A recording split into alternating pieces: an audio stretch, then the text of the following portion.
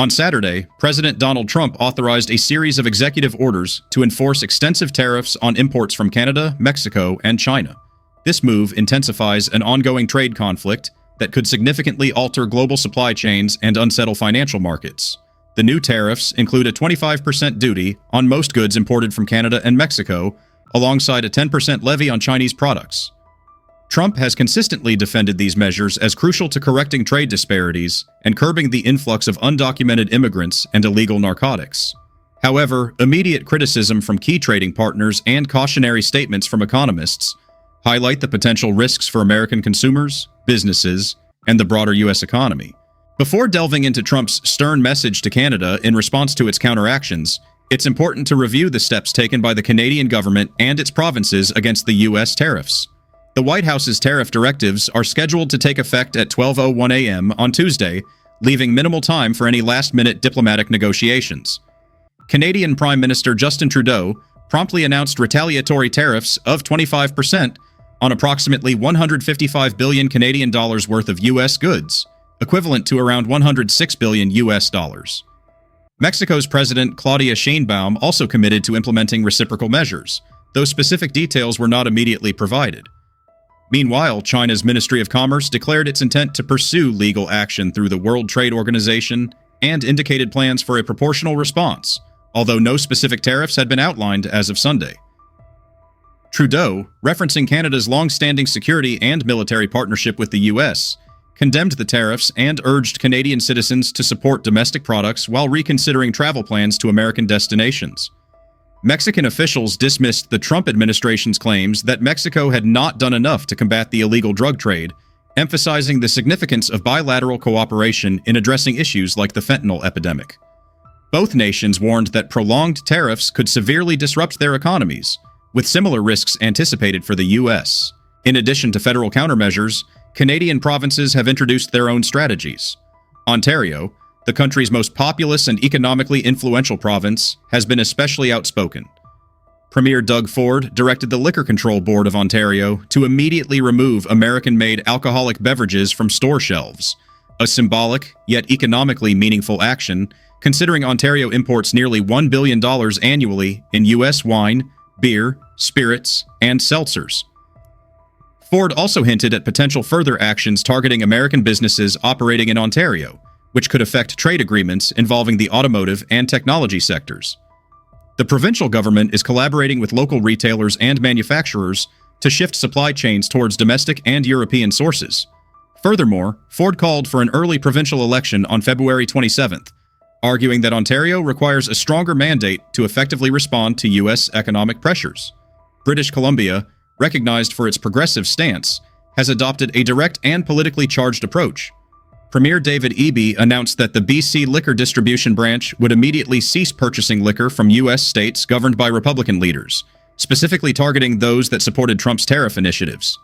Additionally, British Columbia is considering higher taxes on American technology and entertainment services, such as streaming platforms, to promote local alternatives. The province is also focused on increasing agricultural and seafood exports to Asian markets to mitigate the economic impact of reduced trade with the U.S. Nova Scotia has implemented a comprehensive strategy targeting infrastructure and commercial access.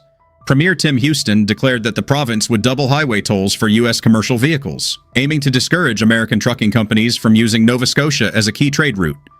The Nova Scotia Liquor Corporation will also discontinue the sale of all American alcoholic beverages by February 4th, reinforcing the nationwide trend of limiting U.S. imports. These initiatives are expected to boost provincial revenue while raising costs for American businesses relying on trade routes through the region. Quebec's response has been more systematic, involving a review of all procurement contracts with American suppliers to identify and potentially penalize those aligned with U.S. government policies. Premier François Legault indicated that Quebec might prioritize European and Asian suppliers in critical industries, including pharmaceuticals and construction. The provincial government has also launched an economic support program to assist local businesses affected by the U.S. tariffs, offering subsidies to companies willing to reduce their dependence on American raw materials. In Canada's northern regions, the Northwest Territories are pursuing greater economic self-reliance. The territorial government announced plans to revise procurement practices to minimize purchases from U.S. companies whenever feasible. This strategy aligns with broader federal efforts to enhance Canadian self-sufficiency, particularly in resource-dependent areas. Premier R.J. Simpson emphasized the importance of economic resilience for remote communities that often rely heavily on American imports for essential goods. The territory is also exploring stronger trade relationships with indigenous businesses and Arctic nations to diversify its economic base. These provincial initiatives complement the federal government's overarching plan to impose 25% tariffs on $155 billion worth of U.S. goods, set to commence on February 4, 2025. The first phase, targeting $30 billion in imports, focuses on consumer products like beverages, cosmetics, and paper goods. While provinces have adopted independent measures tailored to their specific economic landscapes, they remain aligned with Ottawa's broader strategy to pressure Washington into rethinking its trade policies. This escalating trade conflict is reshaping Canada's domestic and international economic strategies, with potential long-term effects on industries and consumers in both countries. As provinces deploy diverse tactics, from direct product bans to infrastructure-related costs, the ultimate impact on U.S.-Canada trade relations remains uncertain, but is expected to be significant. In two contentious social media posts shortly after Canada's retaliatory measures, President Trump sharply criticized Canada's trade practices and revived an old, controversial idea of incorporating Canada as the 51st U.S. state. These comments, made amid heightened trade tensions between Washington and Ottawa, and compounded by the new tariffs on North American imports, have sparked strong reactions from Canadian leaders. They view Trump's statements as provocative threats rather than serious policy proposals, highlighting the growing crisis in cross-border relations. Trump claimed that without substantial U.S. subsidies, Canada would struggle to remain economically viable. He suggested that statehood would bring Canadians lower taxes, superior military protection, and the elimination of tariffs. In the first post, Trump asserted that the U.S. spends hundreds of billions of dollars subsidizing Canada while receiving little benefit in return. He further claimed that the U.S. has abundant energy resources, the capability to manufacture its own vehicles, and no real dependency on Canadian lumber, a sector frequently at the center of trade disputes.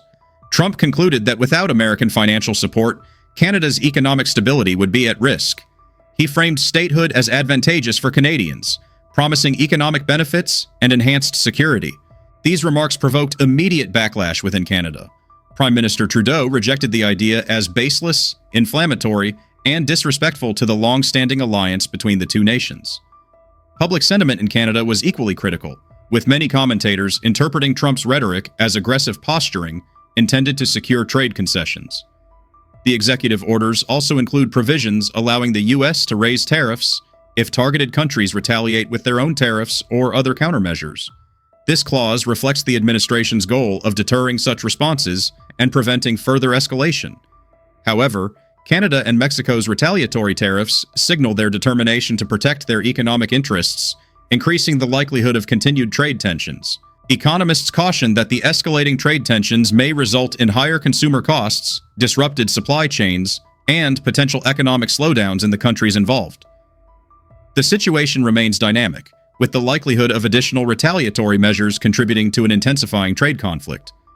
In a subsequent post, Trump criticized what he referred to as the tariff lobby, accusing entities like the Wall Street Journal and other globalist groups of working to protect countries such as Canada, Mexico, and China. Reaffirming his stance, the president alleged that these nations have exploited the United States for decades through unfavorable trade balances, insufficient crime control, and unchecked flows of illicit drugs. He encouraged manufacturers to relocate production to the U.S. to sidestep tariffs, painting a vision of a renewed American golden era, while acknowledging that some short-term hardships might be necessary to secure long-term economic benefits. These statements are consistent with Trump's recently signed executive orders imposing a 25% tariff on the majority of goods imported from Canada and Mexico, along with a 10% duty on Chinese products. The move prompted swift countermeasures from all three countries, further escalating tensions. However, it was Trump's provocative social media remarks suggesting the annexation of Canada as the 51st U.S. state that sparked particular concern in Ottawa. While the idea of making Canada the 51st state has been a recurring joke in pop culture, it's rare to hear such a notion seriously proposed by a sitting U.S. president. Critics dismiss it as political theater, designed to appeal to certain domestic audiences without any real legal or diplomatic foundation. Nevertheless, the recent escalation in both tariff policies and hostile rhetoric has made the suggestion more unsettling than ever. Legal scholars emphasize that any attempt at annexation would require extraordinary and nearly impossible steps, including a constitutional amendment or a dramatic redefinition of international law. Canadian leaders have been clear that their country's sovereignty is non-negotiable.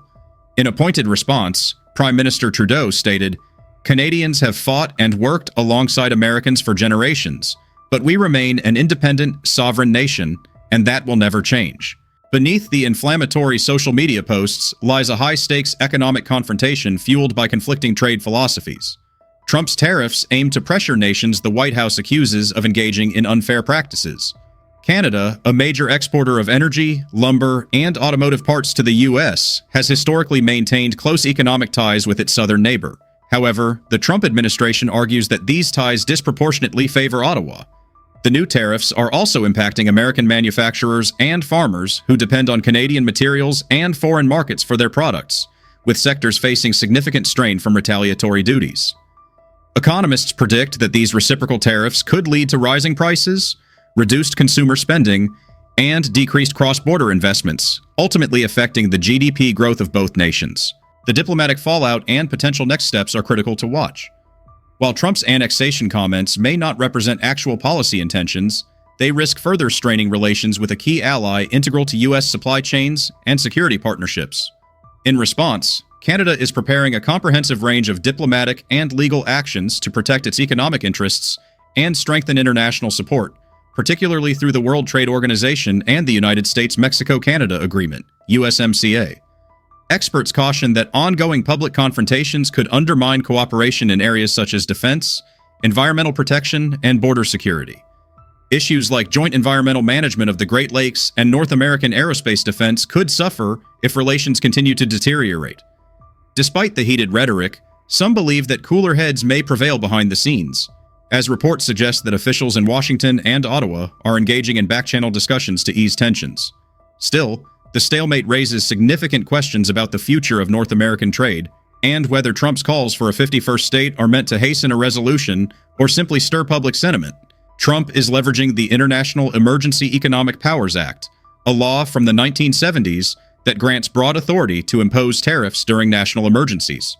He had previously threatened to use this law against Mexico in 2019, but backed down after reaching an agreement on immigration controls. Now, citing threats to American safety and security, Trump is invoking the same legal basis to impose tariffs on 3 of the U.S.'s largest trading partners. According to White House officials, these measures fulfill Trump's campaign promises and address what he perceives as long-standing financial favoritism toward other nations. Unlike the steel and aluminum tariffs of his first term from 2017 to 2021, these new executive orders target a much broader range of goods, including consumer products, agricultural items, and industrial materials. The immediate market reaction has been cautious, with financial analysts warning of widespread consequences. Bloomberg Economics estimates that the tariffs will raise the average U.S. tariff rate from about 3% to nearly 10.7%, delivering a substantial supply shock to the domestic economy. Analysts project a potential 1.2% reduction in U.S. GDP and a 0.7% increase in core inflation, highlighting the extensive economic impact. During Trump's first term, tariffs on steel, aluminum, and select Chinese goods led to higher costs for American manufacturers and farmers, many of whom lost market share due to retaliatory tariffs. Similar patterns are anticipated this time around. There are several key areas of concern. First, higher consumer prices are expected as industries reliant on imported goods like auto parts, machinery, and electronics face significant tariffs. U.S. producers will either absorb these costs, reducing profit margins, or pass them on to consumers through price increases. Retailers dependent on global supply chains warn that everyday items, from household appliances to clothing, could become more expensive. Second, supply chain disruptions are likely, especially in North American industries like automotive manufacturing, which rely heavily on cross-border networks. Companies such as General Motors, Ford, and Stellantis have already voiced concerns about the financial toll of tariffs on components from Canada and Mexico, while preparing for possible retaliatory barriers to their exports. Third, agricultural retaliation is a major worry. American farmers, already affected by previous trade disputes, fear another wave of retaliatory tariffs targeting key exports like soybeans, pork, and dairy products. During the 2018 to 2019 trade conflicts, China, Canada, and Mexico imposed duties on U.S. agricultural goods in response to steel and aluminum tariffs, leading to significant declines in farm income and forcing the government to provide emergency financial aid. Fourth, the potential for rising inflation and interest rates looms large.